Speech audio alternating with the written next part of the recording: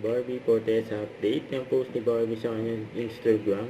Sabi niya, cutest ice latte. And may gummy bear pa nga iniinom ni Barbie. Diyan sa Panglao, Bohol. Diyan sa Komoda restaurant. Diyan kumain si Barbie. Food trip talaga si Barbie. Saka sumakay din si Barbie ng tuk-tuk in Bohol.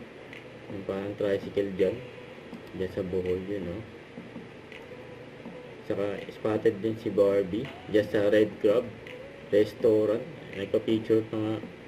Yan, mga empleyado dyan sa restaurant. And then kumain si Barbie. Mahilig talaga si Barbie sa mga seafood. Ayan, nagmukbang dyan si Barbie. Ayan, masaya yung mga empleyado. Nakita sila ng artista. Gaya ni Barbie. Yun, oh. Sarap ng kain ni Barbie, oh. Pag kumain, nagkakamay.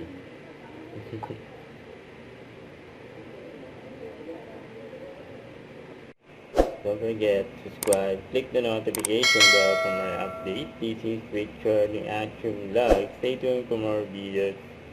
See ya.